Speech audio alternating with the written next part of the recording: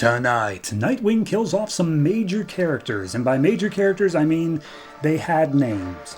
Blue Beetle decides to go all in on a Star Wars reference that lasts the entire issue, and Supergirl falls for a pasty, shut-in creep. There's hope for you nerds yet. All that and more tonight on the Not So New 52.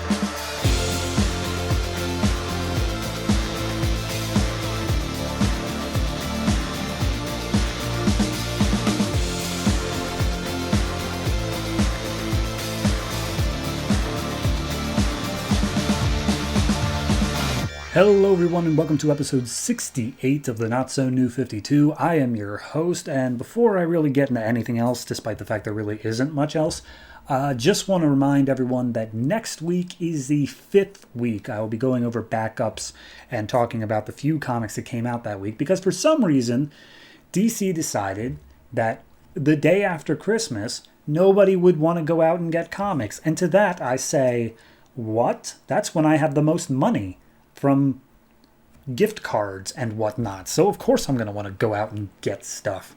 Come on, DC. Get with it 10 years ago. Anyway, so next week will be a 5th week, and then the week after that will be what should have been next week if DC weren't such cowards in their marketing. Anyway, just wanted to let you know that. So let's talk about the comics that are coming out this week. We have 13 comics, including the number 15 issues of Batwoman, Birds of Prey, Catwoman, Nightwing, Red Hood and the Outlaws, Supergirl, Green Lantern New Guardians, DC Universe Presents Wonder Woman, Blue Beetle, and Legion of Superheroes. Additionally, we have the number 3 issue of Sword of Sorcery, which if you haven't been listening to me talk about that, make sure you do, because it really is a good book. Event-wise, we have pretty much half the books involved. Nightwing and Red Hood are picking up Death of the Family. Supergirl, Hell on Earth. Green Lantern and Green Lantern New Guardians are continuing on Rise of the Third Army. And Catwoman pivots over from Death of the Family into our all-time favorite crossover, The Black Diamond Probability. Oh boy, just can't wait for that. So let's jump right on into our first event, which is always Death of the Family.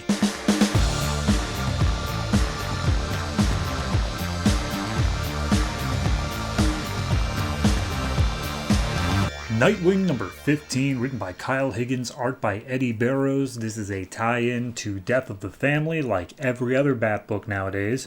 And last issue we left off with Joker breaking Raya, the antagonist from the first arc, out of prison. And this issue picks up in Gotham City, where Jimmy the Clown from the new Haley Circus at Amusement Mile he's got posters all over Gotham City of him in clown makeup.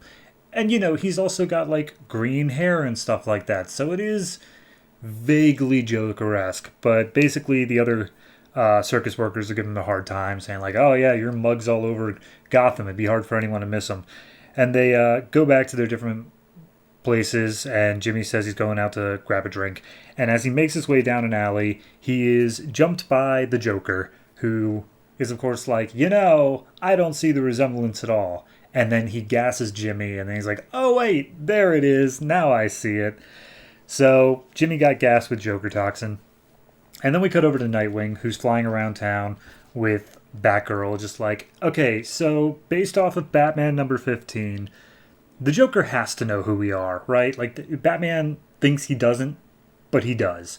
That's the only explanation. And Batgirl's like, maybe you should focus on your own stuff right now and leave the Joker stuff to Batman. As much as I don't like Joker, maybe you should do that. And he's like, yeah, all right.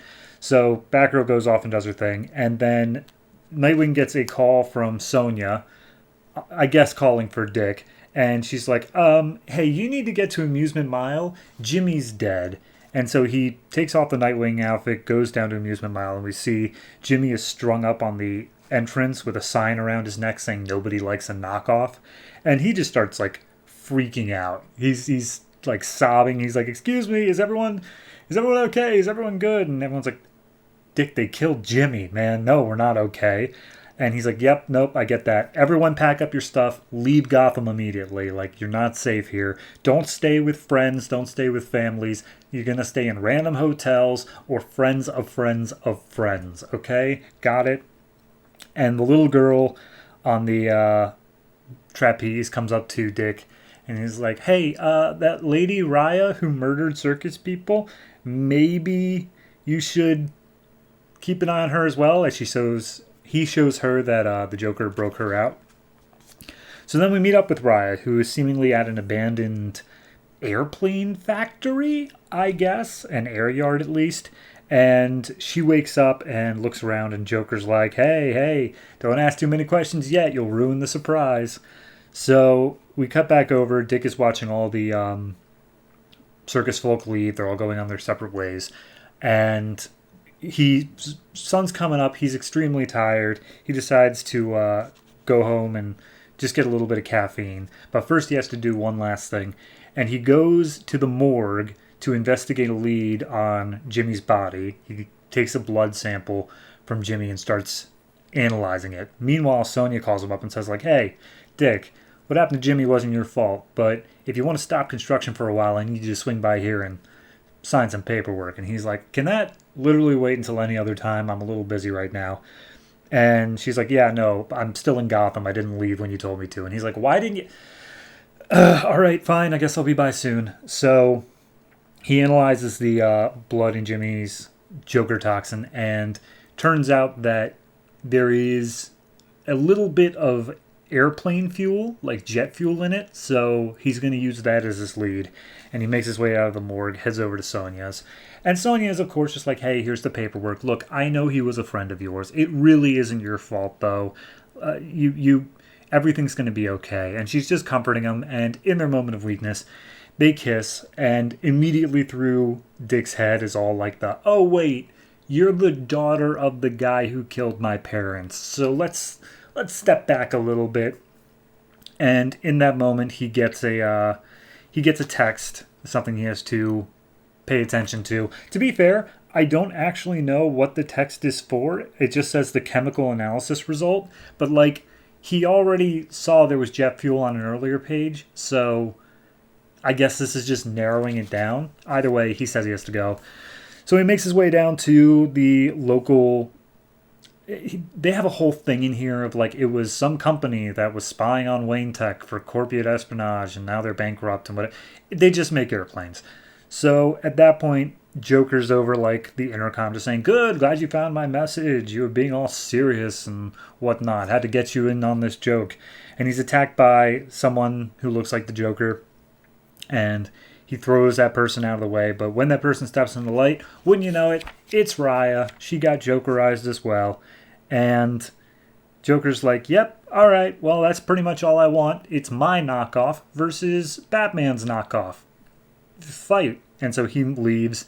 And they get into a pretty hardcore fight, obviously, since she's trained in all the circus stuff as well. And slowly she starts to slow down a bit, have a few more gaps, and Dick thinks that she's fighting against the Joker toxin, but it turns out no, the Joker toxin is just too much for her, and she is actually dying. And as she falls down to the ground, Dick pulls out some antitoxin, stabs her in the leg with it, and she's like, I'm sorry for everything. And Dick says that he tries CPR for 10 minutes before he stops, but it turns out she's dead, and there's nothing he can do. And in the last little thing here, we see written on her stomach is a note from the Joker saying, there's a surprise party at Amusement Mile hosted by Haley Circus. So he now has to run his way back to Amusement Mile to stop whatever the Joker has planned. To be continued next month. I enjoyed this. I think it did a good job of taking out these two characters, because these were characters that since the beginning of the series, really, we have been given reason to care about. We have been introduced to, and to kill them here adds weight to the story. It makes it feel like this isn't like, oh no, not Tom the accountant that we introduced last issue. It's like, no, these are people who you have gotten to know, who you have a familiarity with. So it adds a little bit of extra weight that I think makes it a strong tie-in overall. Art-wise, good. It doesn't feel like an unnecessary issue. It feels like a good next step. So overall, I'm going to say this is like a 7.5. This is really good. So the only critique I would really have is the fact that in every other one of the Joker's appearances for these tie-ins, he's been very intimately involved of like, oh, I know this and I know that, and I'm going to personally make your life hell. This one, he just like, okay, you're going to fight her now, bye, and then leaves to go do something else, which seems a bit out of character from what we know, but it makes for a better story, honestly. So yeah, 7.5, really do enjoy it.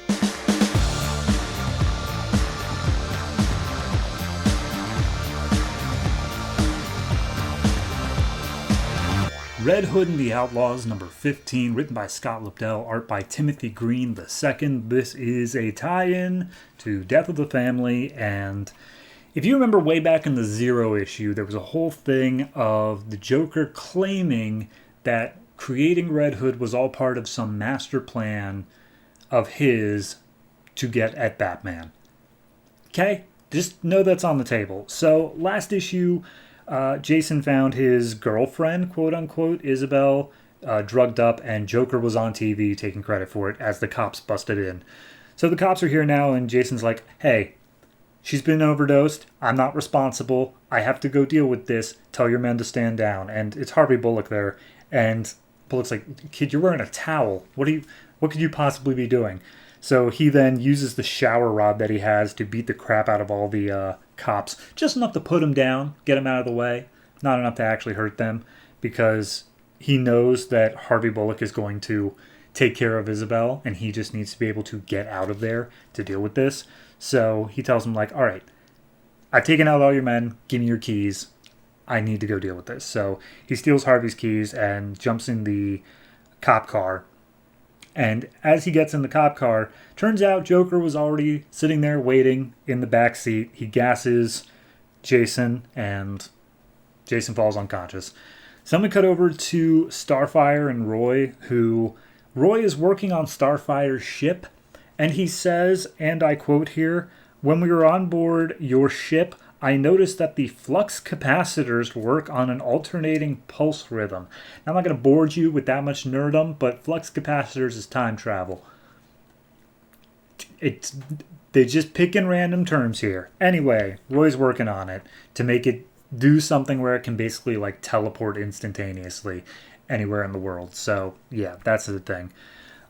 Meanwhile, Jason is quote-unquote paralyzed for an hour as Joker's just like taunting him and standing over top and doing the entire thing the Joker's been doing this whole event, which is just, hey, Bat family, did you know that you're bad for Batman? You make him weaker. And Jason's just sitting there like, I could not care less about what he's saying.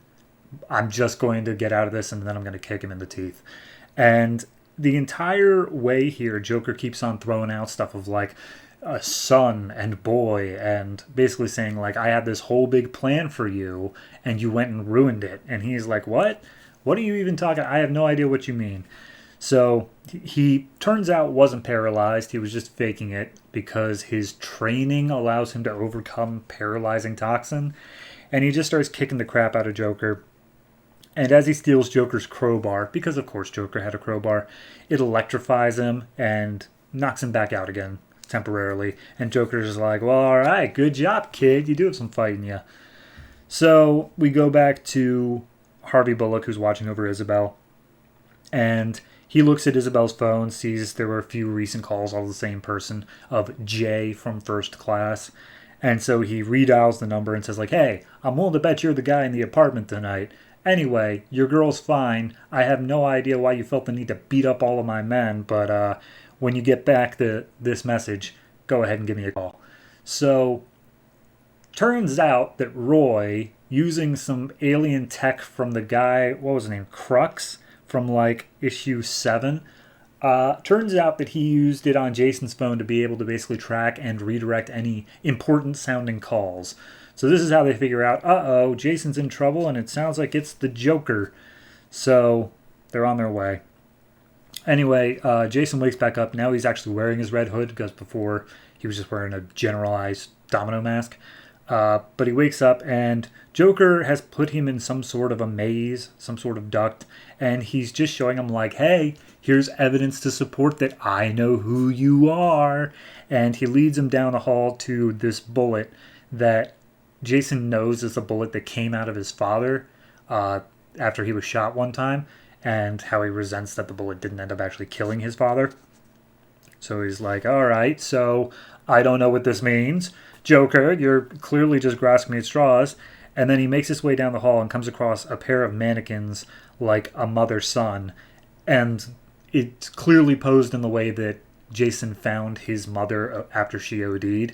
And he's just like, seriously, Joker, no idea what this means. But he kicks the mannequins over anyway, starts running down the hall, trips over a box. It turns out it is a first aid kit, like an emergency box, that Jason stole from Leslie Tompkins Hospital one time. And Jason's like, so what are you trying to say, Joker? You trying to tell me that you were there every step of the way controlling me from the shadows? And Joker's like, maybe. And he's like, I don't buy it. I think that's stupid. I think you're stupid, Joker. I'm going to get out of here and I'm going to beat you up. And at that point, Joker pulls a lever, which drops Jason down through a trapdoor, and he lands next to an unconscious Tim Drake. Because this is going to tie in not only to Death of the Family, but with Teen Titans as well. So, Roy and Starfire arrive at Gotham. Starfire's like, wow, I've been in a lot of crappy places, but this takes the cake. And Roy points out that, hey, I may have also used that tech to redirect a call from Wonder Girl to Batgirl, which the odds that that's happening on the same night that Jason's in this sort of trouble is a little bit too much, so we got to track down the Teen Titans. So they both fly off and grapple off, and they end up on a building right next to where the remaining Teen Titans are. So I guess it's going to be in Teen Titans, probably. I'm not sure. Anyway, this isn't a horrible issue. I think that it restates a bit too much of the Zero issue, but I can forgive it in that it's been, how long has that been? 6 months since then? So you might have gotten on some new readers in that time, and Red Hood as a book is very good at getting new readers up to date with any good, like any starting point that they choose. You could literally jump into any issue and be like, oh, okay, I know what's going on now. But yeah, it just, also, this doesn't quite fit in with continuity in that Red Hood just got to Gotham last issue, and the first thing he did was meet up with Isabel, who then OD'd. However, apparently in the meantime, he had his meeting with Batman in Batman 15. And then Isabel OD'd. It's off. This is a little bit of a continuity error somewhere along the way, and I'm willing to blame this issue for it. So, overall, I'm going to give this one I'll give it a 6.5. Mainly just because it didn't feel like the Teen Titans. The Roy and Starfire part, meeting up the Teen Titans, felt completely tacked on, completely unnecessary.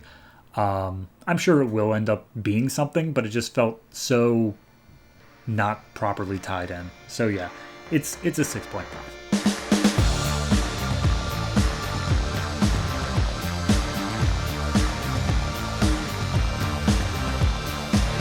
Supergirl number 15, written by Mike Johnson, art by Mahmud Asrar. This is a next part of Hell on Earth, and the last part was in Superboy, and it ended with Superman and Superboy being thrown out of the Fortress of Solitude by Hell. So this issue picks up in Argo City, way before Krypton's destruction, and Kara is taking a ride in a air car with her friend Tali, and apparently it's Tali's car. She hit, I guess, her Sweet 16, and this is her gift. And they're almost about to crash into like a bridge of people. They dodge out of the way. And they're just reminiscing over the fact that Tali is going to be moving to Kandor City and away from all of their friends. And he's like, hey, so what happened when you told that one guy that you like, Tak Rowe?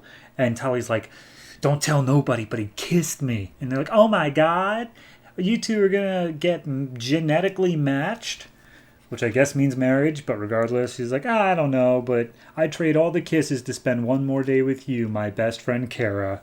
So then we go back to Sanctuary, where Kara is, and she's looking at a picture of Tali, where it's like, yeah, there's no record of her, things aren't great, so if only one day we could get Krypton back. And then Hell shows up and it's like, hey, good news, we can bring Krypton back. We're one step closer.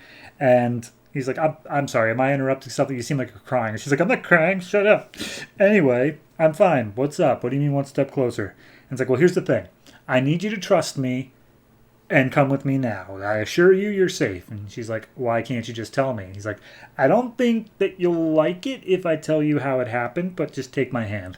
And so she takes his hand, and she remarks how cold and distant his voice sounds the whole time. But takes his hand, and they teleport into the Fortress of Solitude. And Kara's like, wait a minute, this is Cal's fortress. How did you get in here? And he's just like, you don't got to worry about Cal anymore. And then it cuts to outside the fortress where Superman's like, he's in my house, Superboy. He's in my house. And like, I wasn't even able to break into that thing. And that's before he started messing with it. This sucks. And Superboy's like, hey, if you're a Kryptonian and I'm also partially a Kryptonian, why can't we take on this other Kryptonian? Why is he so much stronger? And he's like, good, I don't know. But maybe we can do it with help of some other people. Wink, wink. So they'll be doing that, I'm sure, in Superman. So anyway, Hell's giving the tour to Kara, and she's like, I've already been here. And he's like, yes, but what about this bottled city of Kandor? And she's like, yeah, I know. Cal said that he's trying to save them, but it's not going so well. And she's like, the only way to save them is to go inside the city itself. And without him even asking her, he puts his hand on her and shrinks her down and teleports her inside the bottle city. And she's like, oh my god, I'm in Kandor. This is just like Krypton. This is great. And as she lands, she sees all of the people there. It's in stasis. The building is in stasis, which means all the people there are essentially comatose, and they're just floating around. And she's like, oh no, wait, this is a nightmare. It's like a sea of dead people.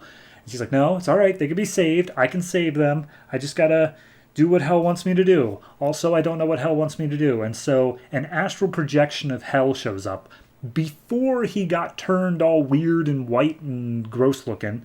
And he looks a lot like Superboy, honestly. He's just like, oh, hey, this is what I really look like. This is my astral projection of how I used to look and sound. And she's like, oh, man, he's cute. So they make their way around the town, and they basically say we can save them if we travel back to a point before Brainiac attacked them. And she's like, what are you saying exactly? And the answer is that there is a power source in Kandor that is being totally, I would say unused, but it's kind of keeping the city alive. So yeah, it's still being used. But anyway, the whole thing is that they're going to get this power source, and the power source will be enough to fuel the time travel back to before Krypton's destruction, and I guess more specifically before Kandor was taken. So anyway, as they're making their way through the city, they get attacked by some Terminauts, which are Brainiac's like guards in order to make sure nothing gets out of stasis. So they're all attacking Kara because clearly she's out of stasis. And as she's making her way through the town, she comes across the stasised body of Tali. And she's like, oh, I'm not emotionally prepared to deal with this. And she uses her heat vision and blasts all the Terminauts away. So they make their way to the central power station. They grab the quantum crystal, which is what Hell is looking for. And it's just like, yep, go ahead and take that, and then I'll teleport you back out here. And she's like, but if we take this, Kandor will die. And he's like, yeah, but we'll go back to before they were even taken. This whole timeline's a wash. We're done with it. We're going to make a better one. So they teleport out. Hell gets his hand on the crystal, and he's just like, hey, Supergirl, every time that I show myself the real me, I show someone who I really look like, I feel a bit gross. I feel a bit ugly because I know I'm monstrous. I'm totally hideous looking right now. But thank you for not making me feel monstrous and hideous. I really do feel a connection with you. And I know I can't turn back to the way I was, no matter how much my plans are here, but it'll be okay as long as you're with me. And I guess that's enough that Supergirl goes in and she kisses Hell and says, I am with you. So, Supergirl and Hell. OTP. Anyway, I like this one. I think it's pretty much standalone, but it characterizes Hell a bit more. It gives a bit more leeway to what this side of the story is doing in terms of what exactly the plan is, when exactly they're going back, how they're going to fuel this. It's all pretty much wrapped up nice with a bow. I can't say I really have many, if any, critiques, except that I would say that Supergirl and Hell being paired up this quickly seems strange, but it's twofold. One, in that Supergirl is desperate to have any sort of Kryptonian connection at all, and both Superman and Superboy are like not quite what she wants out of it. Hell's the first one that has been. And also we've seen Hell has some sort of ability to like mentally project and control. Those two things combined, I think out of it somewhere is a good answer. So I'm going to give this one I'll give it a 7.5. I think it's very close to the 8, but 8, I don't know. I feel is reserved for a little bit stronger in everything else, not just a random middle tie-in to an event, but it is definitely a very strong 7.5. So we will continue on with Superman number 15 at the end of the month.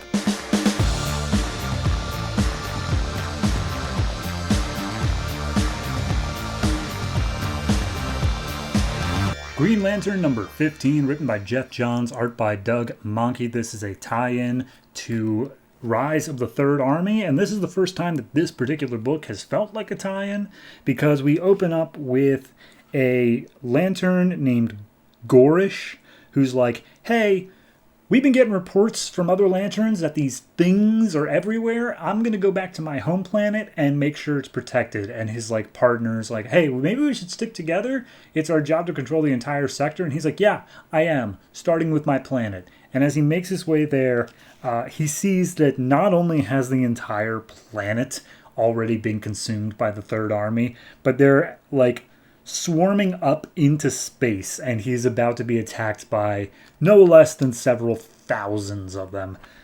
So back in Michigan, Simon Baz, he got an address of the person who owned the van that he stole way back in the day.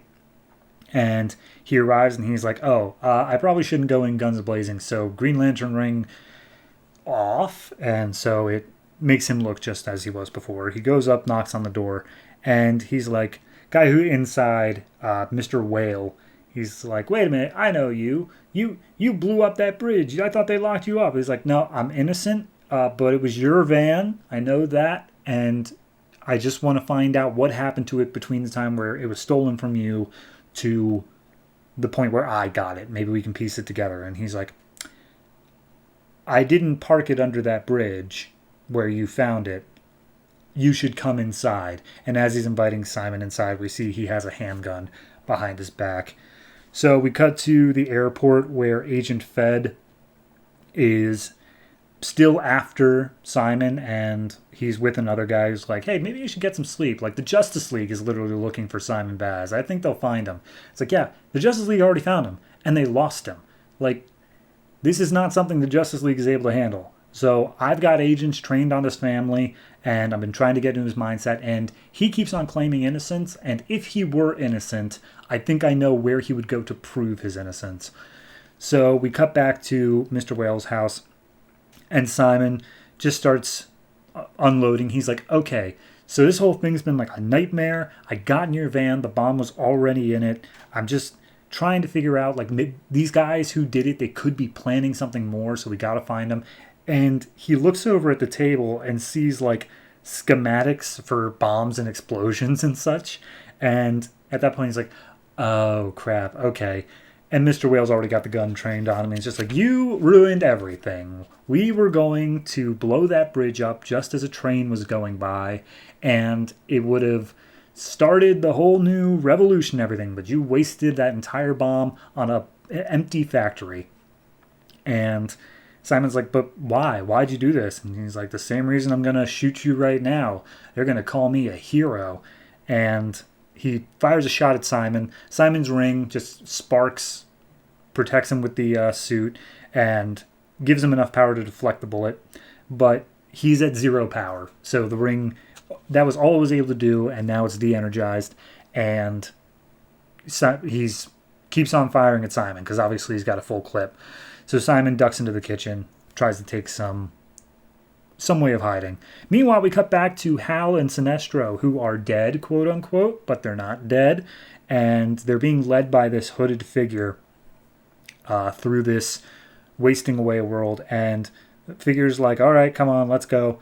And they're like, okay, do we know who this hooded figure guy is? And he's like, oh, I was your enemy, Sinestro, and I was your friend, Hal, but now we're in the dead zone. So yeah, you guys are dead. And that's literally all we get for this issue. So Simon's in the kitchen.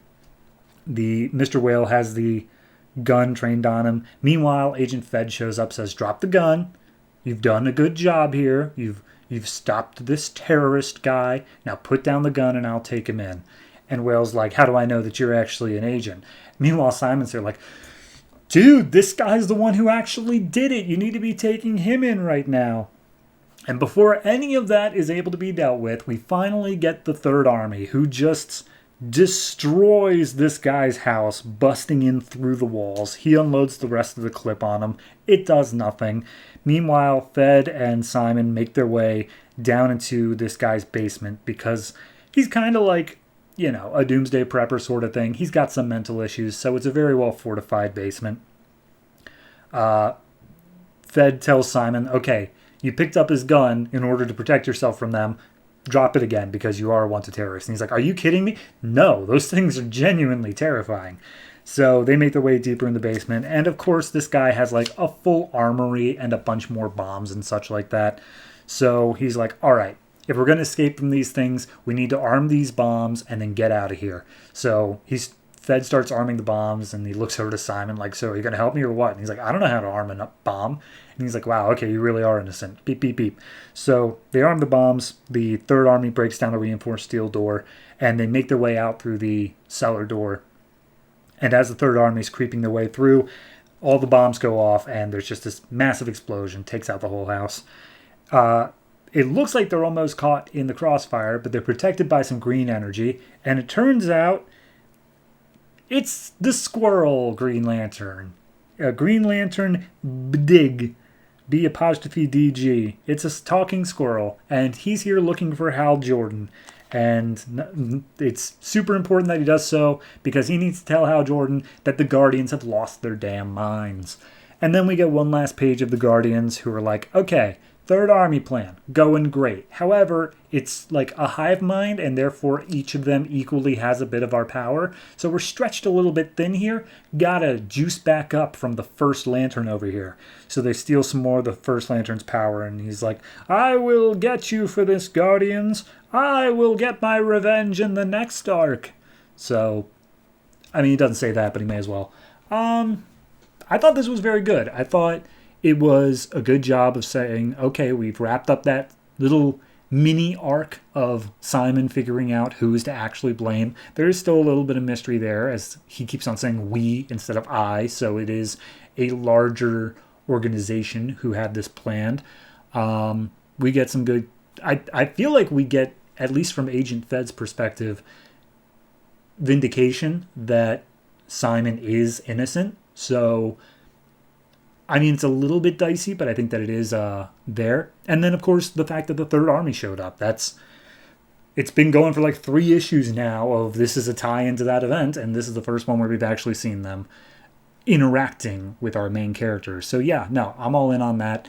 I'm wondering how long the whole Sinestro Hal thing is going to take to resolve. I imagine probably a little bit, but this was good. This was a very solid issue. So I'm going to give this one...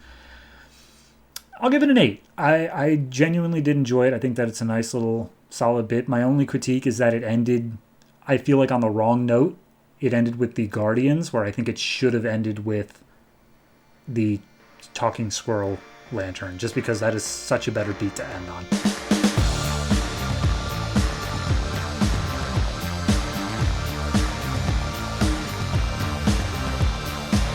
Green Lantern New Guardians number 15, written by Tony Bedard, art by Aaron Kuder. This is a tie-in to Rise of the Third Army.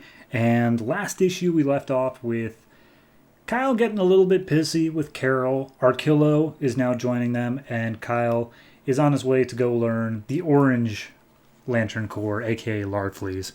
So we open up with the Zamorans, aka the leaders of the Star Sapphires, looking on the Third Army as they attack the Spider Guild.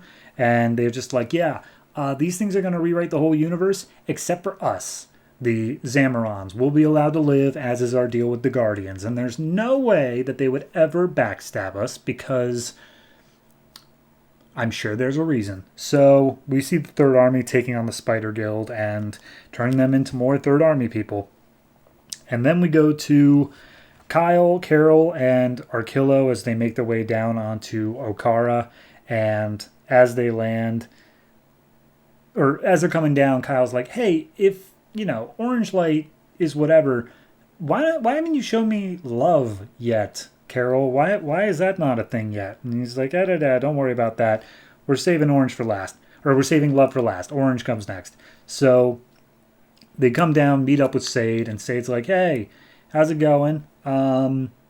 We all know why you're here. We saw you coming, and you guys need to head inside and see if you can deal with this. So we get a little flashback to Kyle as he's meeting Ganthet when he becomes a Green Lantern. And Ganthet's like, yes, this is our wonderful planet. And Sade comes up saying, oh, excuse me, Ganthet, about your request earlier to maybe explore our emotions. How about you meet up with me later? And Ganthet's like, sounds cool, Sade. And Kyle's like, dude, you have a girlfriend. That's friggin' awesome. And he's like, no, that's not what this is. And Kyle's like, yeah, all right, wink. So we go in, meet with Larfleeze, and Larfleeze is like, no, I know, I'm not giving you. Do you not understand what the whole point of the Orange Lantern? It's mine. Piss off. And at that point, Carol's like, all right, well, how about this? You claim that you have everything you could ever want, and there's nothing we could offer you. Let's see how true that is. And so she plumbs the depth of his soul to find out his greatest desire. And he's like, no, don't do that. She's like, don't do it. I'm gonna. And in the end, turns out that nobody knew that Larfleeze lost his family and he genuinely doesn't know if they're even alive or where they are. And he doesn't even know his own name either. Larfleeze is just kind of a name that was given to him. And he's just like, there, you happy? You happy bringing up my thing I can never have? And she's like, my power allows me to feel the pull of your heart's greatest desire. And I can feel it pulling. Like, they're still out there. And we will help you find them if you teach Kyle how to use the orange light. And he's like, fine. And then he blasts Kyle with the orange lantern. And Kyle's like, what did I do? And he's like, if you want my power, you have to take it. That's the whole thing about greed, is that it's taken by force. So do it. And so Kyle goes Red Lantern, throws out some napalm all over Larfleeze. He puts up a shield to defend, but while he's distracted, Kyle just teleports using the Indigo Tribe right over to the Lantern. And it's like, there, I did it. Easy enough. And Larfleeze's like, nope, you cheated. And so he summons all of his Lantern Corps out of the, they're all just the projections. But he summons them all out to attack Kyle.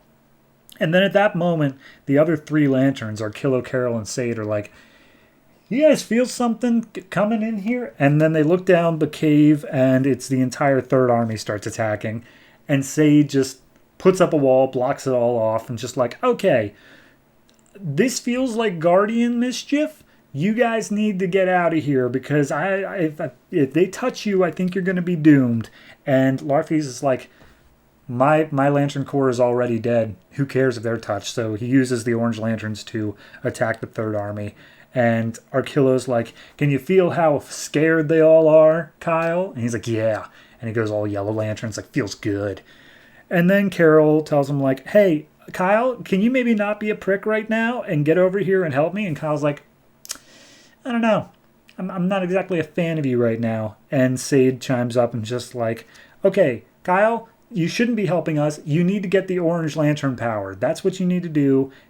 I know that you don't want to, but you gotta. So he looks over, he picks up the Orange Lantern, and he gets its power. And literally all he had to do was just touch it, and it gives it to you, because that's, I guess, part of what the Lantern is. And he uses it because now he's basically in charge of an entire corps. It just wipes away a huge amount of the Third Army attacking them. But then Larfleeze jumps in and is just like, no, it's mine, gimme. And so they're arguing back and forth as to who gets it. And Carol's like, oh, maybe we shouldn't have done Orange yet. Maybe he wasn't ready. But Sade tells her to basically get him back on track, to get him to focus so that you all can get out of here. And so she pulls up a construct of his old ex-girlfriend, Alex. And he's like, oh, yeah, okay, what am I doing? This is clearly wrong. And Sade's like, okay, I've been holding them back this whole time, but seriously, you guys need to go now. Kyle, teleport out of here, take the rest of them with you, and for the love of God, save Ganthet and tell him that I loved him. And all of them teleport out, and Sade is torn apart by the Third Army.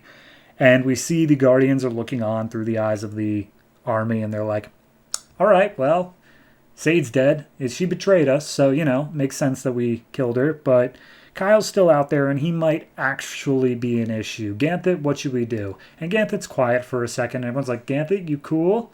Are you actually upset about things? And he's like, no, I'm not upset about anything. Sade betrayed us.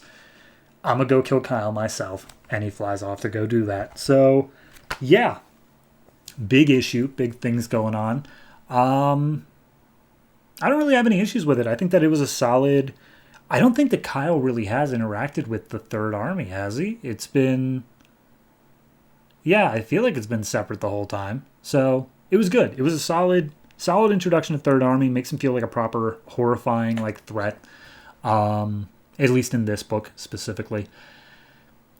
I think Sade is a major sacrifice to make. I'm surprised that they made it. Because it is at least from what I understand, a major part of Geoff Johns' Green Lantern lore. To be able to kill her off is a pretty big deal, especially with Ganthet still being around. So overall, I'm going to give this one, I'll give it an 8. I really do enjoy it. I think it's a solid step. The only thing that I have to critique is that it hasn't convinced me as to why Kyle is so pissed off at Carol, all the time. Yes, she did some things last issue that made him feel a little bit, crummy, but, he's never been just this much of a dick. And they are pointing out that, he has the red and the yellow and all these quote-unquote negative emotions in him now. So maybe he's just balancing that out, but it is weird that it's all just focused on Carol. So we'll see how that turns out, but overall I am enjoying it, so 8 for this.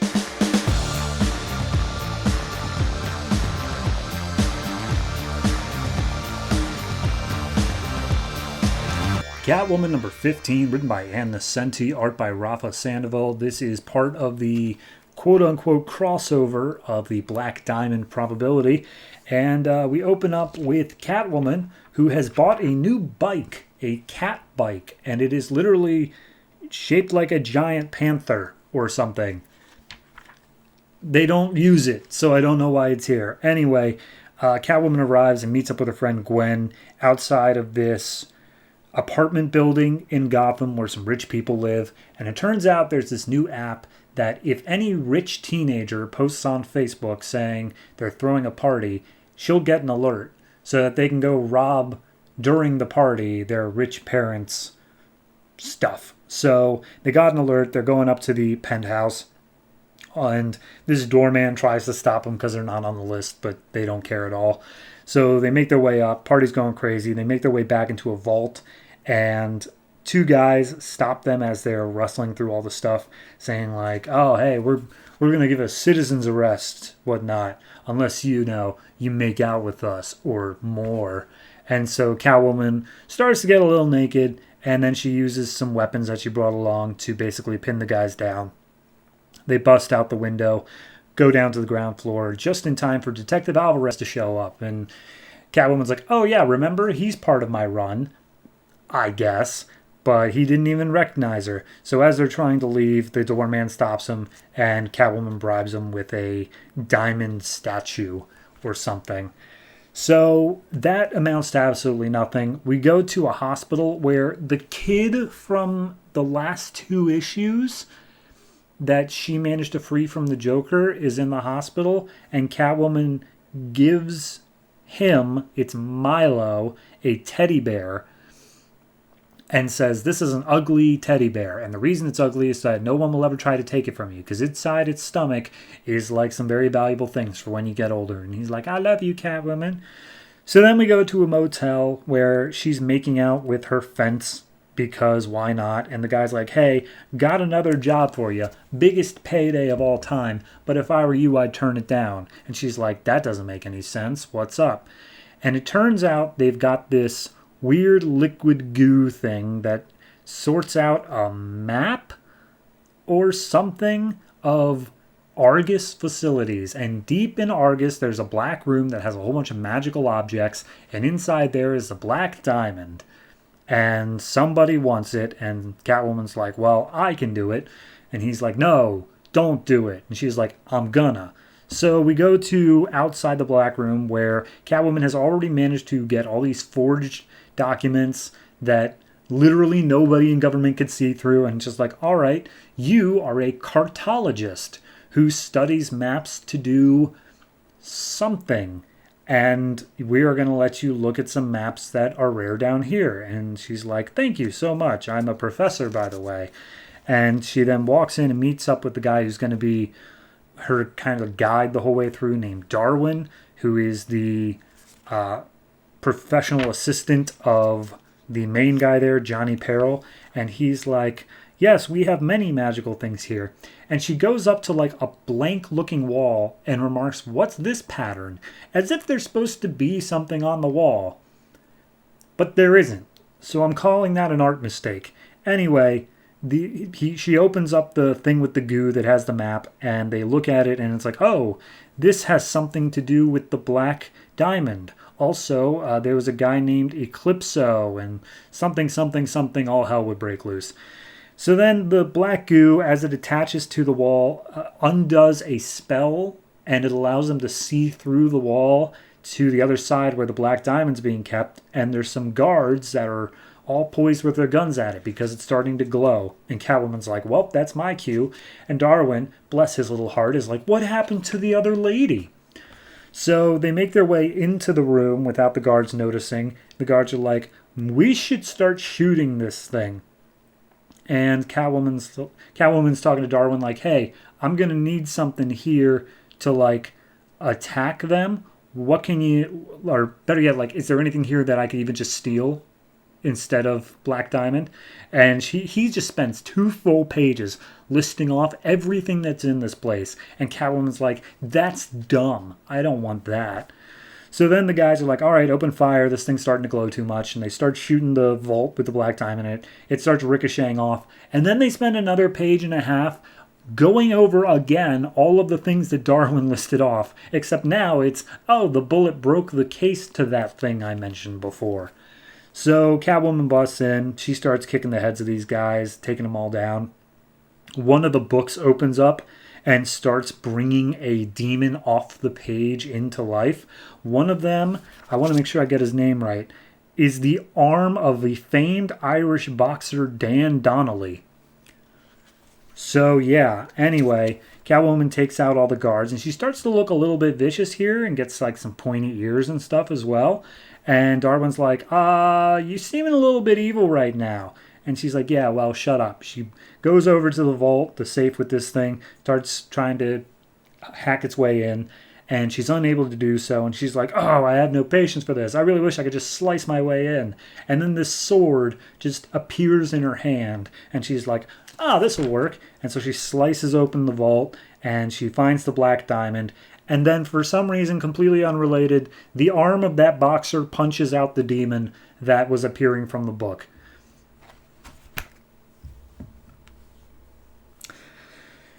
3.5. Honestly, that feels high to me, but 3.5, and that's only because despite the absolute nonsensical nature of the story, I was still able to get what they were going for. It took me 2 reads. I had to actually reread this, but it wasn't good. Like, I didn't think you could make an issue entirely made of filler. Like, at some point you had to do something. But quite literally, The only thing that mattered out of that whole issue was she got the diamond on the last panel. That's it. Everything else into that, like, why did we have Darwin? Why do we have all these magical objects? Why are we in this vault? Doesn't matter. At least it doesn't feel like it does. Maybe next issue, some of it will turn out to actually matter. But honestly, I doubt it. So as of now, 3.5.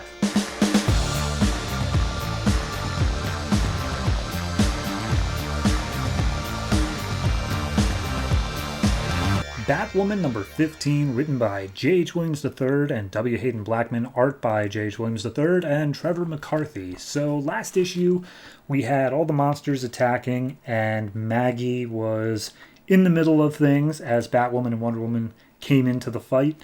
And this issue is just saying, hey, let's take a second and let's see what Maggie was up to leading up to this moment. So we have this all told somewhat out of order, at least I think so.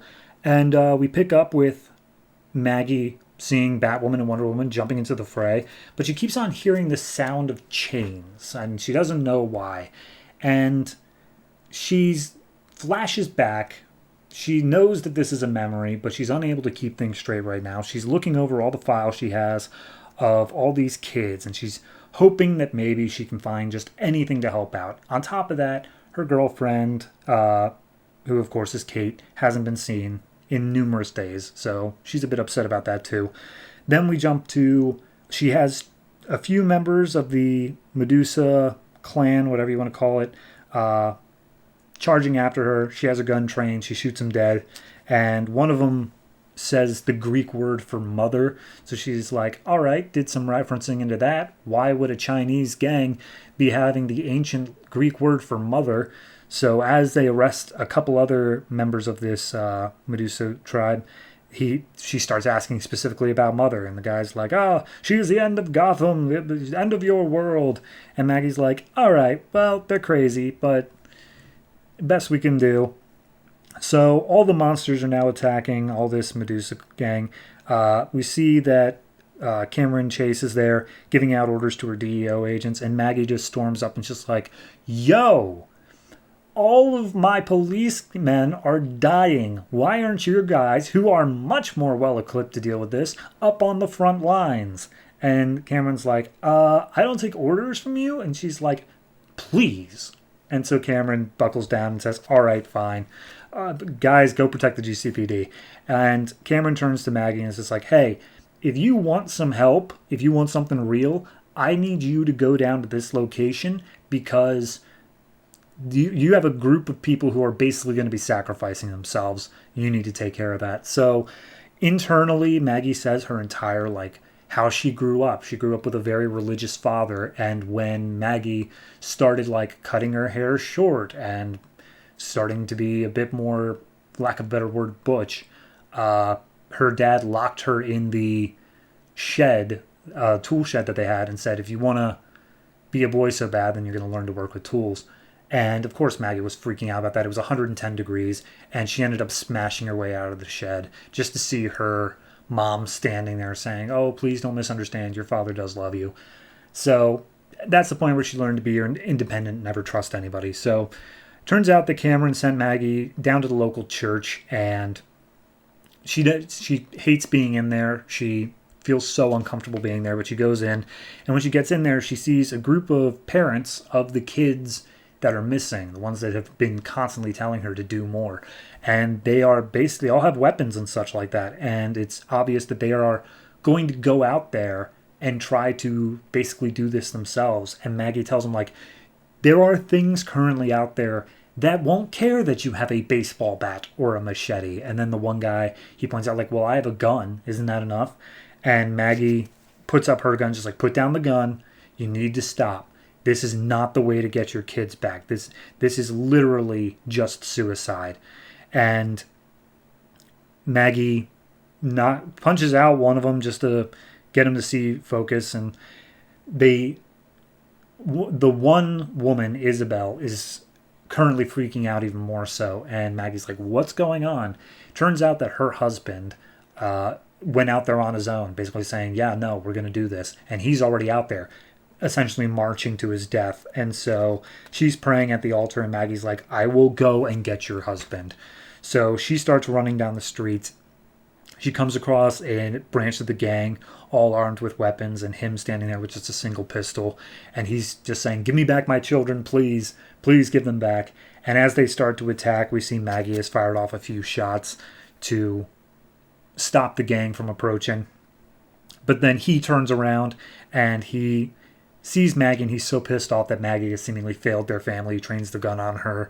And before anyone can do anything else, the La Llorona comes in and floods the streets. It's just water everywhere. Everyone gets swept away. And she comes up to the father and says, like, your children, they were kept. I set them free. I freed them, and I'll set you free too. And he stands there just like, only God can set me free, but I forgive you. And in forgiving her, she leaves him alone. And she is basically just disappears. And Maggie's like, I have no idea how you managed to forgive her, because if it was my kid, if it was Jamie, my kid, I never would have stopped hunting her. But at that point, he resigns himself. He understands he's in over his head. He goes back and meets up with his wife and the rest of the parents. And still, all this time, all that Maggie can hear are these chains. And finally, her memory catches up with her. And as she's going down the street, she sees the children through the alley. And all of them have chains around their neck. And they're all being marched down in like a chain gang sort of way. And she starts sprinting her way towards them. But a car falls in the way, blocking off the alley. We see all of the chaos going on further down the street. Thus leading exactly into where we picked up now of Batwoman and Wonder Woman coming in to save the day. And it seems like in this last narration box, Maggie says, God loves me enough to keep Kate out of this madness and to bring her home safe. Which I think that means she knows that Batwoman is Kate. I think she's put that together, or at least she very highly suspects. But yeah, it basically leaves off the exact same point where we picked up. So just a nice little backstory of, hey, here's what's been going on in the city in the meantime. Which, remembering how crazy the last issue was of showing what was in the city, I think that this was an earned issue. I think it was like, yeah, how about we see how we got here? It is a little bit more focused on specifically Maggie's redemption, of her still pushing to bring these families back together, and also showing her own issues with her own family. So there's a lot going into that. It's setting up Maggie to be a much more deeper character than I think she's really been credited to be so far. So overall, art-wise, layout-wise, and writing-wise, I'm going to give this one, I'll give it a 7.5. And the only reason why I don't give it higher than that is that it does still sort of feel like, just as much as it's earned its story, it is still kind of just padding and filler. Like, I don't know what it's filler for. It's not like it's doing anything, like no events are coming up as far as I know, but it is still just kind of stretching out the story that I feel has already gone pretty much past its point. Plus the entire selling point on this arc was that Wonder Woman was involved, and she just wasn't here at all. Then again, neither was Batwoman, so maybe I'm being a bit harsh, but 7.5 is just where it feels right. So yeah.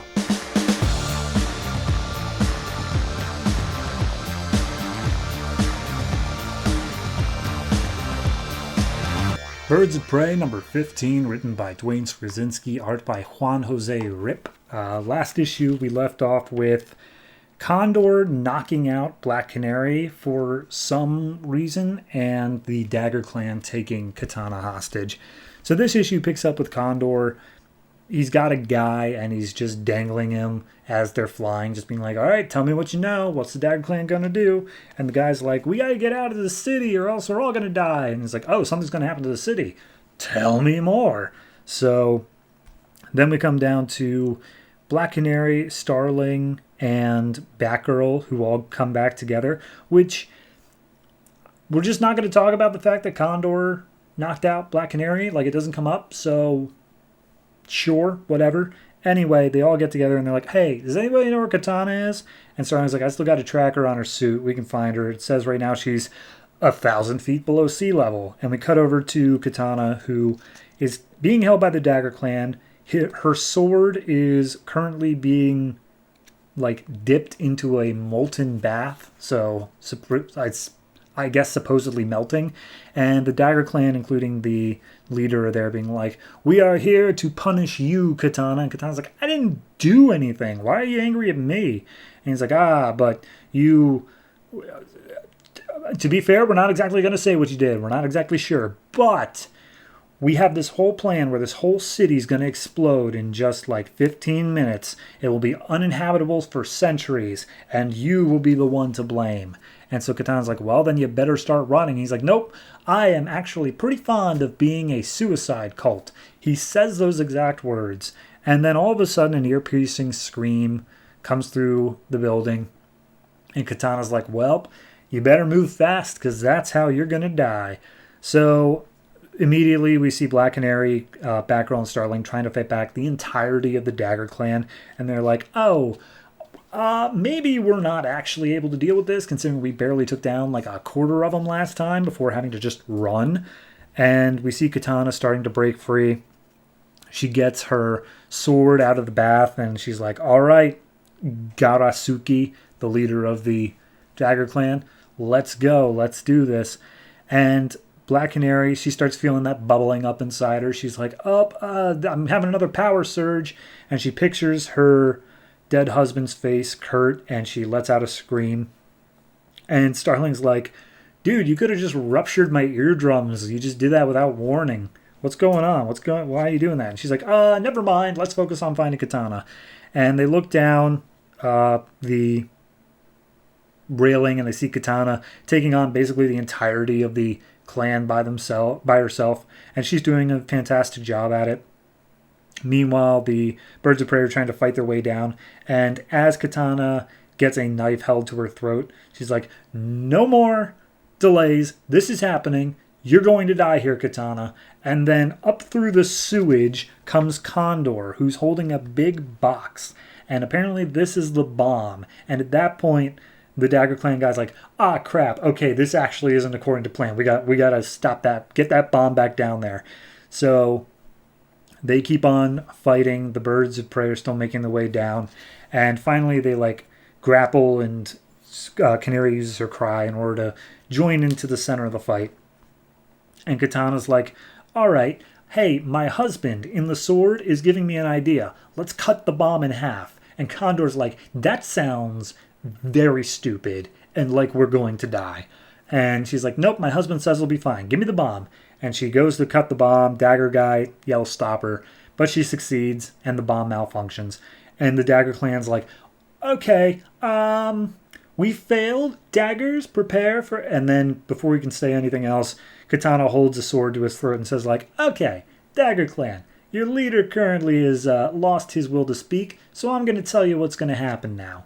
And then we just cut to some time later where they're all in an airport, and Katana's like, "Yep, I let them all go. They are free to move around." And they're like, "Was that a good idea? They're terrorists. Maybe we shouldn't have let that happen." She's like, "Nah, they're like religious idealists, and since they lost their leader, they're not going to do anything." And it's like, all right, well, I guess that's good as whatever. But Katana straight up says, "Hey, I clearly have some stuff in my past I need to work through. Also, I'm getting my own book soon, so I'm just going to stay here. I'm off the Birds of Prey." And so they have a big group hug and say like, "All right, well, bye." And then we have Canary finally mentioning the fact that Condor knocked her unconscious, and says like, if you see Condor, tell him I forgive him. But we still don't know why. At no point was that... Anyway, so they're on a plane, and Starling's like, "Hey, you want to tell me what happened earlier with your little power surge thing?" And she's like, "Yeah, Kurt used to like boost my powers, but he's dead, yet somehow my powers are being boosted. I don't know what's going on, but whatever you do, don't tell Batgirl." So then we cut to Gotham City. They're all meeting up again, and Batgirl's like, "All right, so we're down to 3 members. Clearly we need a 4th. We need a wild card on the team. Sorry, Starling, you're not the wild card. So, you guys brought in Poison Ivy. I was pretty against that. I just want you to have an open mind for who I'm bringing to the team." And they're like, "Okay, who?" And they turn around, and it's Strix the Talon. It is the female Talon that they fought back in their tie-in to Night of the Owls, that Batgirl met up with in her annual, and now she's a member of the team, I guess. I'm sure, cover for the next issue is them literally fighting, so I'm sure we'll have some arguments about that, but regardless, we're down a member and we're up a member, back to 4. So, yeah, I don't think we ever really had a moment where they just said, yes, Batgirl is on the team. Like, she is now, and that makes sense, and it is reasonable that she would be, but I don't think they ever really had a moment where they explicitly said, you're part of the Birds of Prey. I always thought that it was Katana, Starling, and Black Canary with Poison Ivy before she betrayed them. And I don't know, it's weird to me that Batgirl's just like, yeah, I'm with you guys now, like officially. So overall, I do think that this has probably been the best issue of the arc. I think that it managed to wrap up pretty much everything I needed out of the story. It's weird to me that I don't think we ever got an entirely clear reason for why they were trying to punish Katana, but maybe that'll be the plot for her own book. I don't know. It's honestly up in the air at this point. But yeah, overall, I'm going to give this one a 6. I think that it is good. I think it is a fine enough issue, but it's still in a book where there are a lot of problems. And while I do appreciate the fact that this didn't end with Katana saying, now let me tell you what we're going to do, and then next issue we just have to assume that everything worked out, as it has done over like the past 3 arcs, I do think that it did leave quite a bit on the cutting room floor, and I think that this book would benefit from just slowing down a little bit. But hey, we'll see what comes out of it next arc as we're attacked by a Talon again.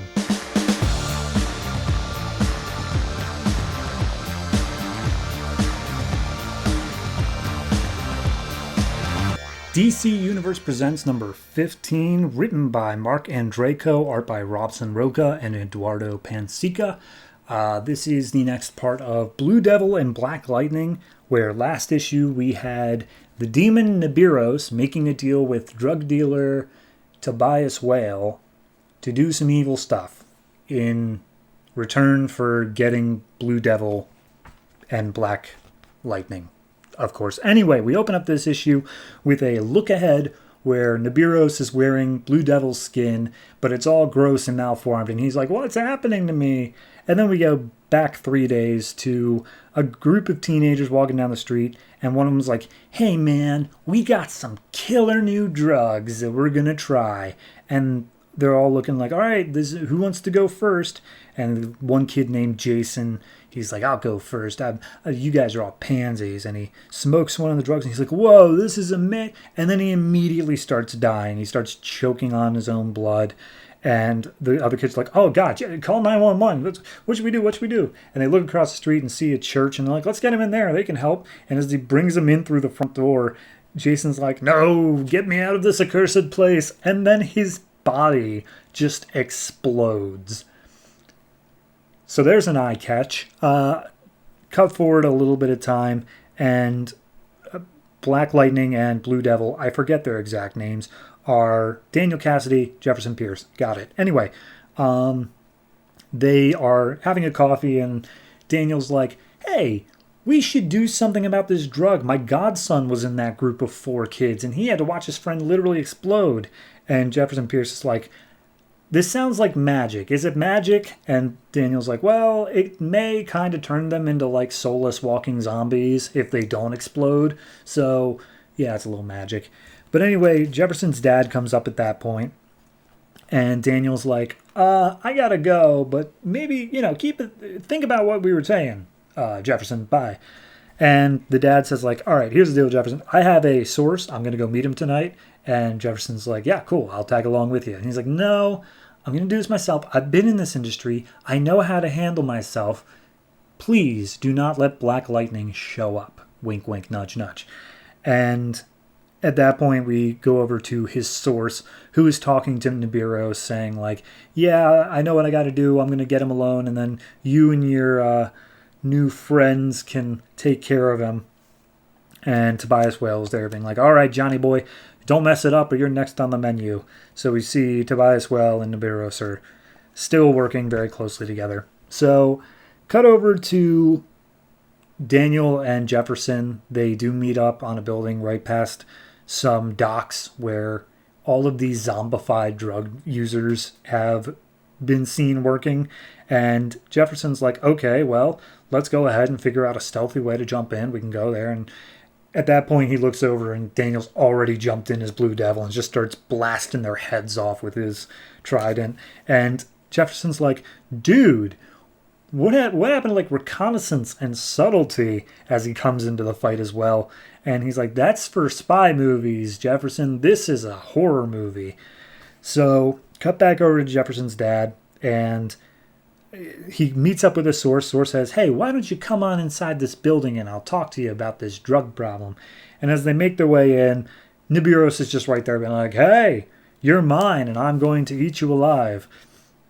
So going back to the fight with the zombies, basically Jefferson's like, I'm not here to kill anyone. I'm not going to like blow up their heads like you are. And Blue Devil's like, they're already dead. They are clearly soulless zombies. Go ahead and zap them. And Black Lightning, as he's almost shot by one of them, because I guess they can handle guns, he does unleash a little bit and kills one of them. So he's like, all right, well, I don't enjoy doing that and I'd rather keep away from it. And he's like, all right, whatever. So Blue Devil jumps up on top of the building, uses his firepower, and just raises the entire place. They're all gone. And Black Lightning's like, okay, well, I guess I wasn't really needed here, was I? But he gets a call, and on the other end is Tobias Whale. And he's like, hey, is this Black Lightning? Because we have someone that you might care about. And he's like, Jefferson, please help me. He's like, yep, we got your daddy, Jeffy boy. And basically says, you're going to be down here in 15 minutes or else we're going to kill him. And it's like, wait, we don't even know where here is. And he's like, you'll figure it out. So Blue Devil, he's felt like a little tingling in his suit. He doesn't know how he knows, but it's supposed to be here. So they both arrive. Black Lightning busts down the door. And then inside, Tobias Whale's holding a gun to his dad's head as Nibiros is just standing behind. And he's like, finally, my skin has returned. And Blue Devil's like, I'm kind of using it right now. And he's like, tough. And we get a little flashback to when Etrigan tore it off of Nibiros' body, which doesn't really explain how it got to here now, but Etrigan did it. So he puts on the skin and he's like, now I am complete. Oh, wait, what's happening to me? And we go back to the beginning of the issue. And he thinks that some sort of curse or magic spell or something was put on it by Daniel's family. And Daniel's like, Mr. Giant Demon thing, I don't know, but maybe you just outgrew it. Maybe it's like a pair of shoes. And he's like, oh, you're making jokes at me? Blah. And as he is going in to attack Daniel, we cut one last time over to Black Lightning, who's trying to get his dad out of his restraints. But Tobias is super pissed that he got blasted away by Black Lightning. So he fires off a gunshot and at Black Lightning, gets him off his feet, and then aims the gun at his dad. And Jefferson has to jump in the way, and he takes 5 bullets to the chest. So not looking so hot for Black Lightning at the moment. And Blue Devil without his powers as well. Not seeming so cool, but hey, I'm sure they'll get out of it. Next issue is actually the last issue. It's a 4-parter. Obviously not for the whole series. We'll have more stories afterwards. But for the Blue Devil, Black Lightning, next issue is going to wrap it up. But as for this issue, I like it. I think it is a good story being told. I think that having the magic drugs explode people and or make them literal zombies is somehow too over the top and yet on the nose as well. Like, it's like, yeah, no, drugs are bad, kids. But I get it. It's like the most cartoonishly evil pairing of a drug dealer and a demon. So, I don't know. It feels like this is supposed to be more cartoony than it is serious. And in that regard, it's working. I am enjoying pretty much the whole way through. This one is a little bit less fun. Just in that it doesn't have as many beats that are, I don't know, as fun to have. The most is during the zombie fight, but it's still played pretty much straight. But I did enjoy it. So I'm going to give this one a 6.5. I think it's good. We'll see what happens in the next issue. But yeah, Blue Devil is still someone I'm learning about, and I'm liking him more with every issue.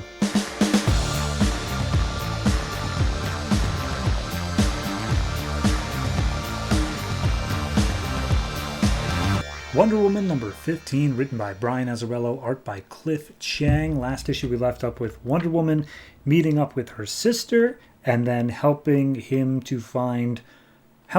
to find their brother Milan, who is a different son of Zeus. And then we get a little thing here of Orion of the New Gods coming down to Earth because reasons.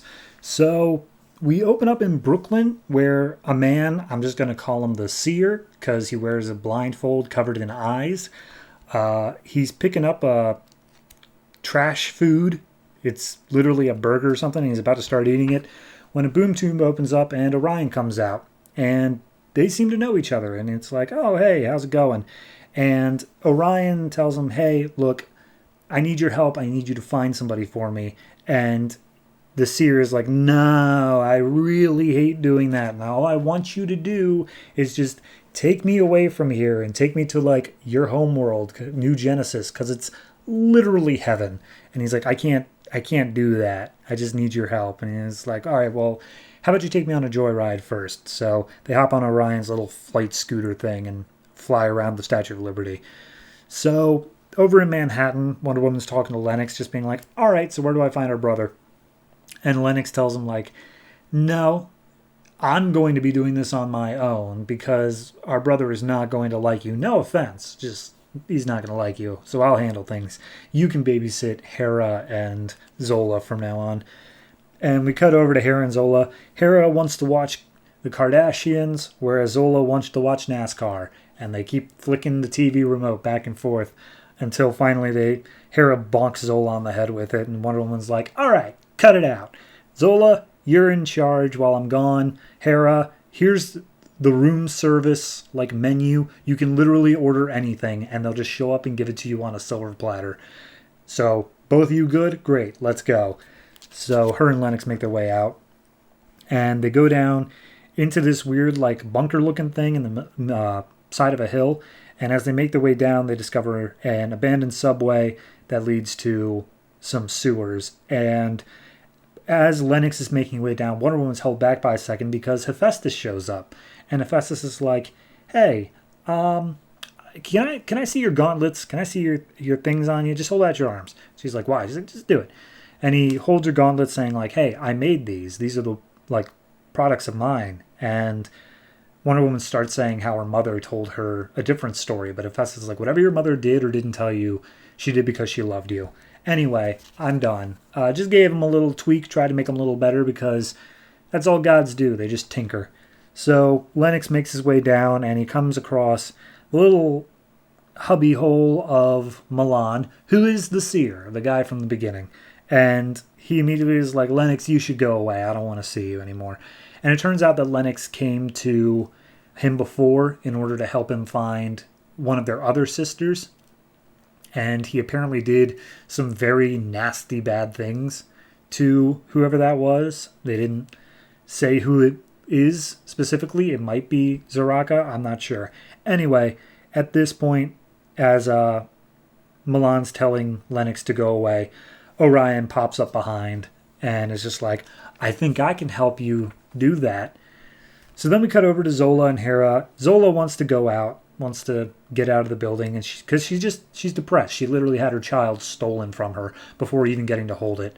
And Hera, they argue for a little bit, and Hera's like, well, what else should I have done besides come after you? And Zola's like, why didn't you go after him? Why didn't you go after Zeus? And Hera's like, that's my husband. It's like, yeah, but he's the one who cheated on you. Like, do you get how that's literally the most reasonable option is you going after him? And so Hera, she gets up, she walks over to Zola and says like, yeah, how about we go out for the day? So at this point, Orion's standing next to Milan saying like, he wants you to leave, get out of here. And Lennox, there's so many names to keep track of. He's like, no, I'm not going until I get the information I need here. And so Wonder Woman makes her way down the tracks. She hears them arguing, and she starts running down. And as Lennox is telling Milan, like, hey, we found the last one. We found the last unaccounted for child of Zeus. Orion freaks out. Is like, you found them? Where? And starts shaking Lennox. And Orion's just like, I ain't telling you shit. So then Wonder Woman steps in being like, hey, we got a problem here? Because I'm here to back up Lennox if you're here to back up Milan. And Orion's like, psh, you think you can stop me? Make me. So Wonder Woman jumps in the battle, and it turns out that Hephaestus's tinkers are that she can summon swords out of her gauntlets whenever she needs them. And the fight is about to begin between her and Orion before Milan is able to spray out a noxious gas filled with flies and seemingly stops them. But the last thing we get here is back in Antarctica, where the Firstborn is, and the scientist has led the Firstborn to where his armor is, aka his skin that he took from the dragon that he slayed with his hands. And Firstborn's like, God, the gods are so arrogant, burying it so close to where they buried me. Like, this shouldn't be a problem at all. But then suddenly from behind them, 3 giant ice titans spring up. And it's like, hey, nephew, glad you're back. We're going to kill you again. And that's where it leaves off. It's good. This whole thing feels like just kind of a person of the week sort of thing, where we had the Zaraka thing, and this one feels like the first one is leaving on any sort of real cliffhanger, in that now that Orion has entered the fight, it feels that we've gotten much more of a story that's going to be built upon. Because I feel like once the baby was taken, it's just kind of been standalone issue to standalone issue. But now we're getting something that's carrying on, something that's going to be more through the plot. So I'm interested, to say the least. And of course, the Firstborn's been going on. That's interesting as hell, and I'm sure he's going to end up being probably like the last one they find, because they're going to account for all of the different siblings. So overall, I'll give this one a 7.5. I did enjoy it. It had a few flaws with it, just in pacing wise, but it felt good overall, and it's a well-told story.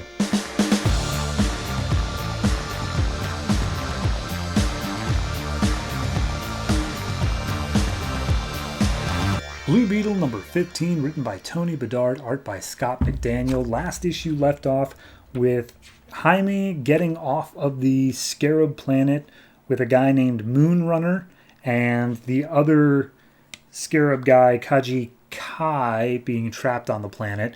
Meanwhile, Sky Witness, the dude after the Scarab, managed to hitch a ride. So, we open up with Jaime's family being notified by Brenda and friends and whatnot of Jaime once again disappearing. And apparently that was only this morning, which I guess makes sense.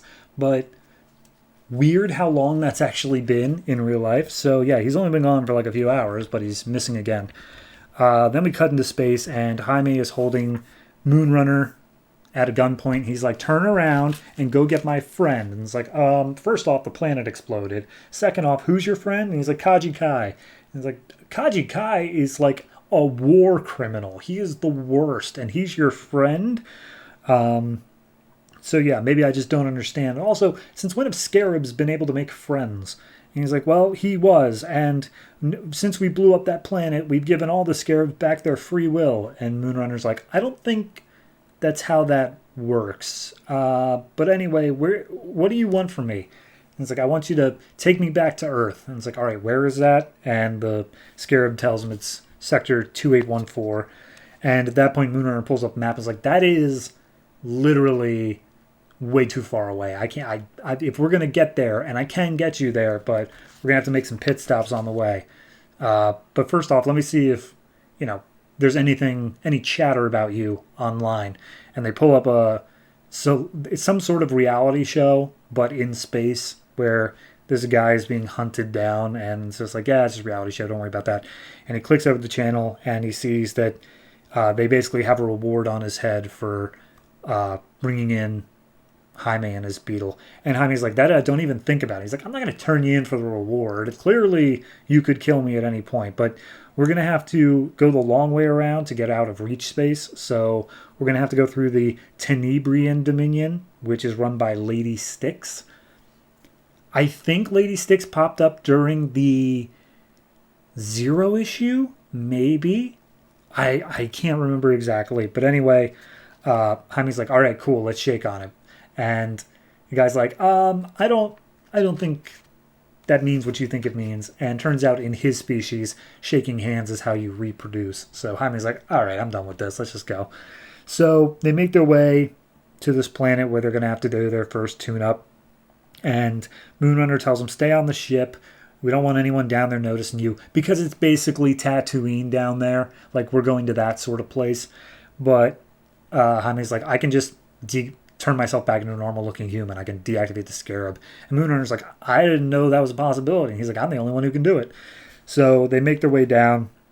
And we see that Sky Witness has also made his way off the ship. And he's trying to follow Jaime. They make their way into a cantina. It is straight up Star Wars. And as they get in there, all guns are drawn on Jaime. And Jaime's like, all right, I don't know how you recognize me, but if you want the reward, you're going to have to fight me for it. And everyone's like, who the hell are you? We all want the reward on Moonrunner. And they're like, this guy's wanted too? I didn't even know that. And Moonrunner's like, yeah, I maybe made some bad deals before. So then Jaime suits up and shows off his true strength. Like, that's right, I'm a scarab. I'm with the Reach. You want to get him, you got to go through me. And everyone's like, you're teaming up with scarabs now, Moonrunner? And he's like, yeah, so who's going to help me get my parts? So cut over to Lady Styx Dominion, the Tenebrian Dominion, where Jaime used a communicator to call out into the cosmos and try to let his family know that he's okay, but he does it under the guise of Blue Beetle. He's like, this is Blue Beetle, just letting the family of Jaime Reyes know that he's totally okay. Got it? And Lady Styx intercepted the message and was just like, he seems interesting. Go and get him. I command him at my presence. She tells her two, like, lackeys, and the lackeys are like, yeah, sure, awesome. And turns out that they also found out he's wanted, and that the Scarab planet is blown up. So it's like, cool. We were at war with the Scarabs. Now that their planet is blown up, we might actually win this war. And I'm going to use that Blue Beetle as a contestant on The Hunted, which 95% chance that's the reality show from the start. Anyway, someone agrees to do the tune-ups, but when they arrive, the assistants that were working on it have been killed, and wouldn't you know it, it's Sky Witness. And Blue Beetle's like, how in the hell is this guy still here? So they start fighting, and the Scarab's like, I don't know this guy. He must have been, because of the DNA and how I can't hurt him, he must have been one of my hosts that I rejected at some point. And Sky Witness is like, rejected, huh? Rejected? That's how you see me? And Jaime's like, how can he hear you? I thought you were a voice in my head. Anyway, he asks for a big gun. He's unable to do so because the Scarab can't hurt Sky Witness, so they're just in a fight for themselves. And as Moonrunner tries to make his escape, he's stopped by the two lackeys. And he pulls out a gun, and it seems like he's going to shoot the lackeys instead of the guy who agreed to help fix their ship. But, wouldn't you know it, he shoots the guy who agreed to fix their ships. And it turns out that the lackeys are there because Moonrunner actually did call in for the reward when Jaime wasn't paying attention. So it's like, I hope you have my reward money. So Sky Witness binds up Jaime and some sort of weird like spider web substance. And he's like, I will get you back even if I have to dismantle you piece by piece. But before he can do any of that, the lackeys show up. They blast Sky Witness off a platform. And they basically have taken Moonrunner hostage as well. And are saying like, oh, don't thank us. We're here to bring you into The Hunted. So that's where the issue ends. Next issue is the final issue of this series. Doesn't feel like a penultimate issue. It feels like we're setting up for a new arc. But I guess, I don't know. We'll see how it turns out. It's very strange if this is going to be the last issue. I enjoyed it. I think art-wise, it's a little bit different than what we have been getting because it has consistently, up to this point, been Iguara doing it. But it feels proper. It feels right. The fact that we're in new settings really helps the art fit in a bit better rather than seeing familiar settings with new artists. So overall, I got to give this one a I'll give it a 7. I don't know, some of the jokes just weren't quite landing for me, but I do still recognize that it has quality. It is a decent, I don't know, work. So yeah, 7 for this.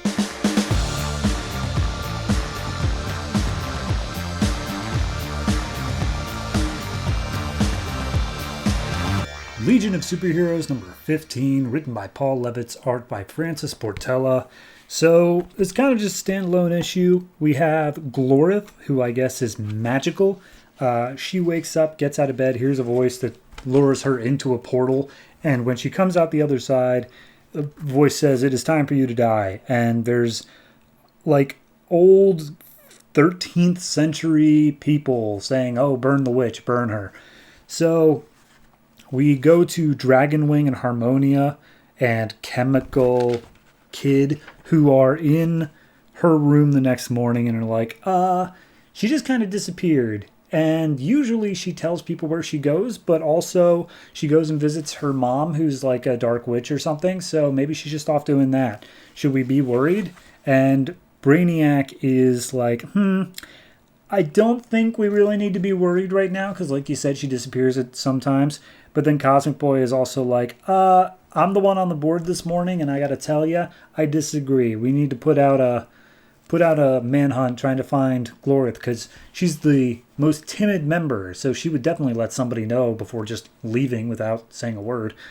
But then Mon-El comes in being like, the new election for a team leader is not until tomorrow, so it's still my chair. Get up, Rock.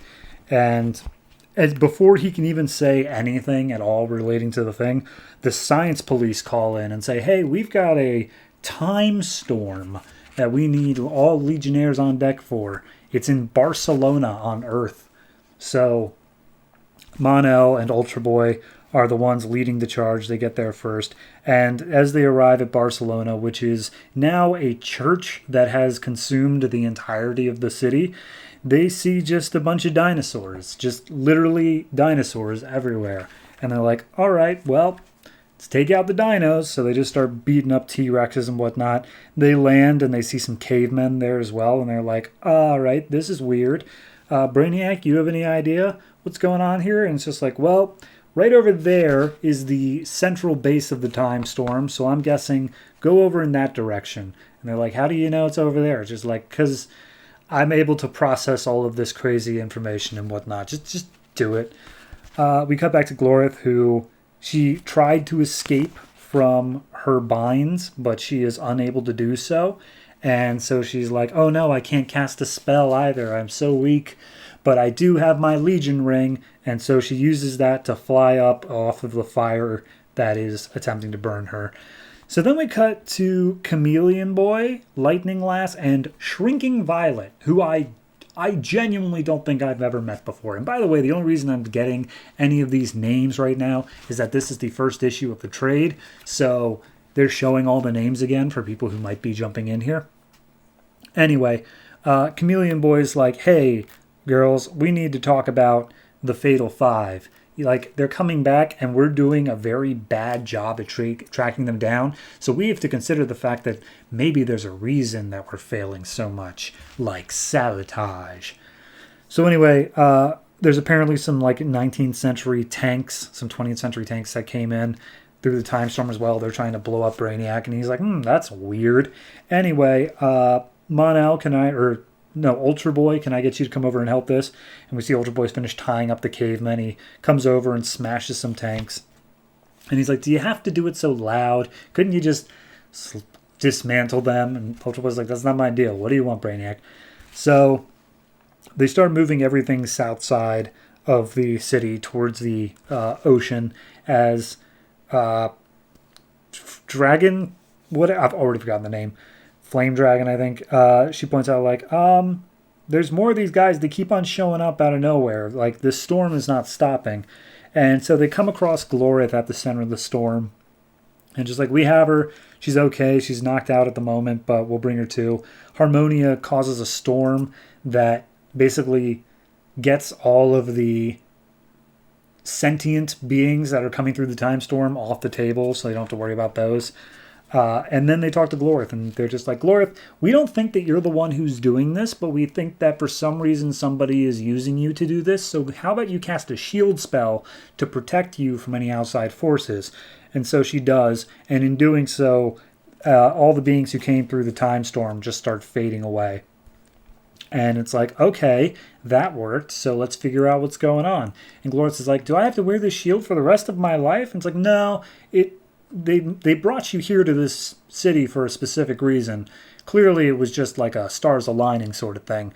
But we will not rest until we find out who did this and why. And that's the issue. Okay. I don't know what more there is to say. It's an okay story, but it feels completely separate from literally everything else. Like, this may be starting to set up something, but it does feel just so completely untethered to everything else, I guess, that we've seen so far. Like, we haven't experienced Glorith in any meaningful way in this entire series. So the fact they're like, Glorith, no, you may be the centerpiece of all this. I'd be like, yeah? Really? She is? So, a bit weak in that regard, but hey, I followed the story. I got everybody's names, at least the first time that they showed me who they are. What was that one girl's name that I forgot literally a page later? Dragonwing. Because it doesn't really describe her powers. I know you if you're a kid, a lad, or a lass. But as soon as you mix that up, I have no idea what's going on. Anyway, I'm going to give this one a 5.5. I will say there is potential to get better here. Sounds like they're doing a larger plot leading into the Fatal 5 in this trade, so I am interested to see if they can pull that together and get me to care, but this issue didn't, so yeah, I mean, not much more to say except 5.5.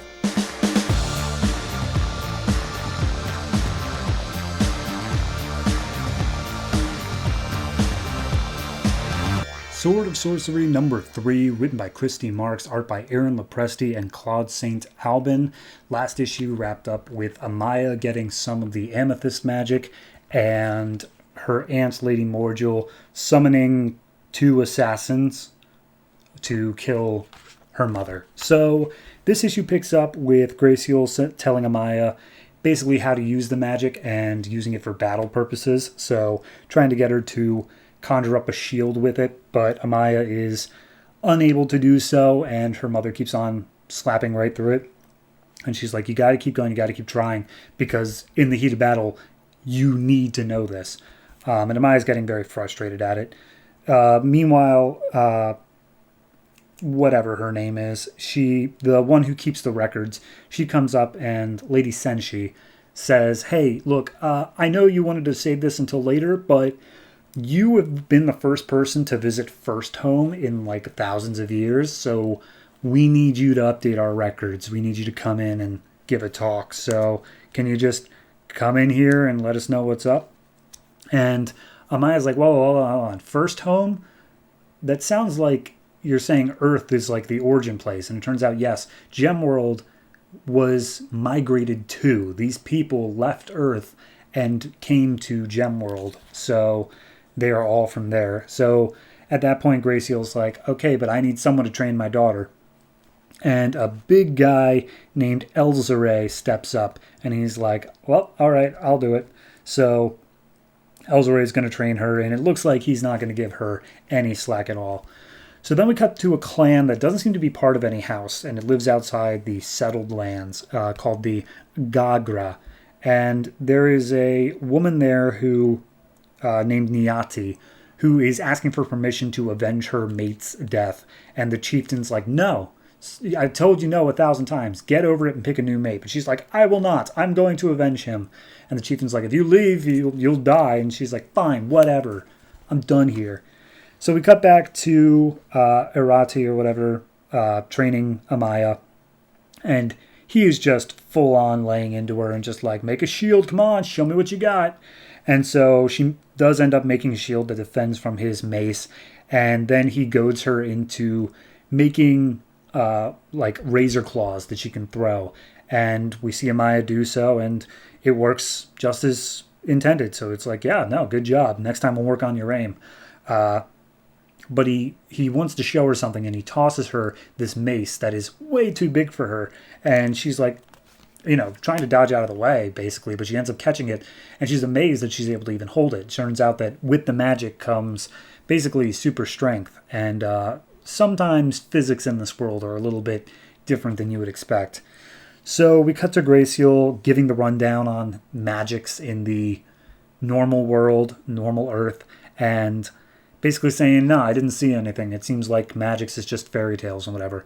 But Senshi specifically asks about the Black Diamond and whether there's any news of that. But she's like, no, I know. What are you even talking about?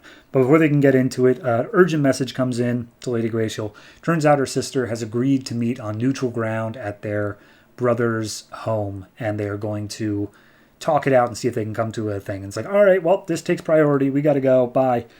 So Amaya, meanwhile, is talking with some friends, other people from the Citrine house, and they're like, oh, were you a princess back on your homeworld too? And it's like, no, I would never have worn any of this back on my homeworld. It's like, oh, well, what would you wear? And she starts describing an outfit of what she would normally wear, and all of a sudden, she transforms into it. And her mom comes in like, how did you get those clothes back? What?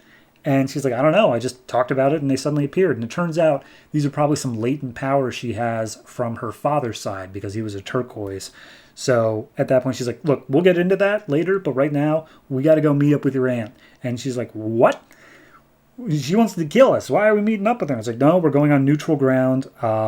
He was a family member who he didn't have the genetic traits that were would enable him to have the magic powers. So he's just neutral ground. He's a family member that we all trust. So they make their way up to the Eyrie, which is where they keep these flying mounts that look like combo lions and tigers, but with giant wings on them. And Ingvi, the one friend that she made from House Citrine, wants to come along with, but Graciel shuts her down and says, like, nope, this is a family matter. You're going to stay here. We're off. And so they fly their way off to the house of, what's his name? Morgul? No, that's the name of the aunt. I genuinely have no idea. Boj. B-H-O-J. So they arrive at his place. He's apparently, he's like runs a winery. He just makes good wine and cheeses and whatnot. And he's like, oh, it's so nice to see you and Amaya. You've grown up so much. It's fantastic to finally see you. You're the most beautiful niece I have.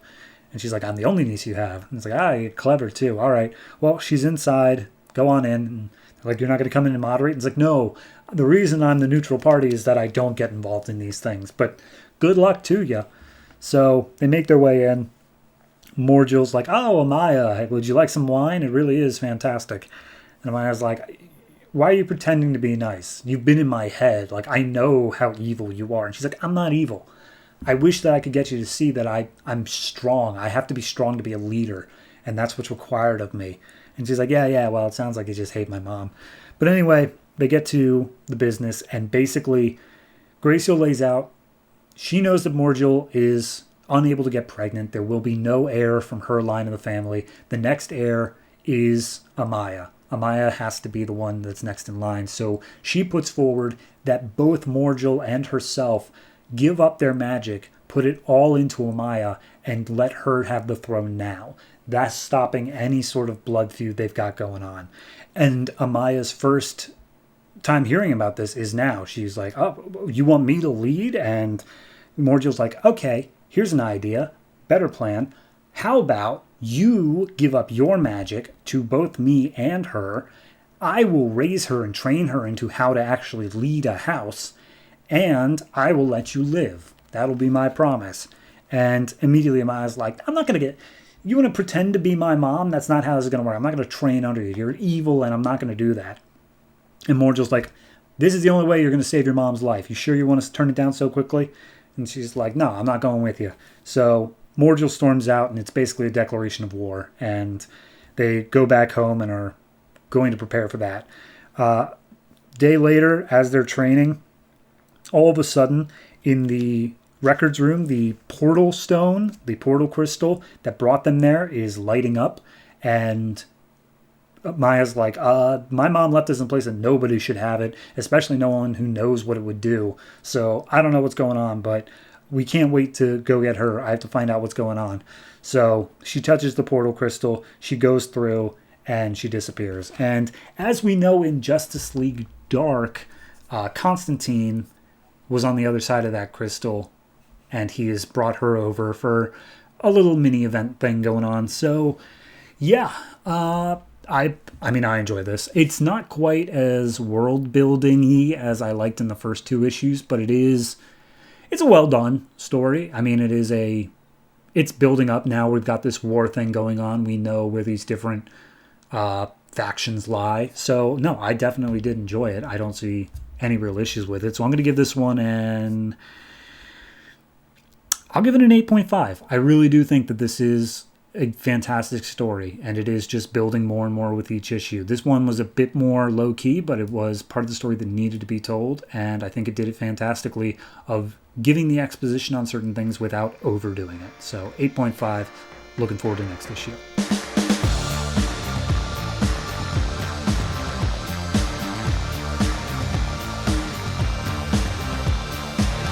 And that's it. That's all the comics that came out from DC Comics this December 19th, 2012. And this is technically the last episode that will come out before Christmas. So, Merry Christmas, Happy Holidays, Kwanzaa, Hanukkah, Festivus, whatever it is you celebrate. Merry that thing. I hope you will join us next week on our Boxing Day special. And yes, I very much intently do celebrate Boxing Day, so don't ask me what it is, though. I genuinely have no idea. Anyway, next episode, as I said at the beginning, is a special little thing that I'm going to treat as a 5th week, despite the fact that it's a 4th week, just because there are only 2 comics coming out, and those are the Geoff Johns double whammy of Aquaman and Justice League, because Geoff Johns cannot stay on a schedule to save his goddamn life. So we'll be doing that. Additionally, there's some backups that have come out across multiple books. I will be covering that. And then, because this is just happened to line up so perfectly, I went through and I checked the ratings that I gave every single comic that I have done so far. That's over 850 of them.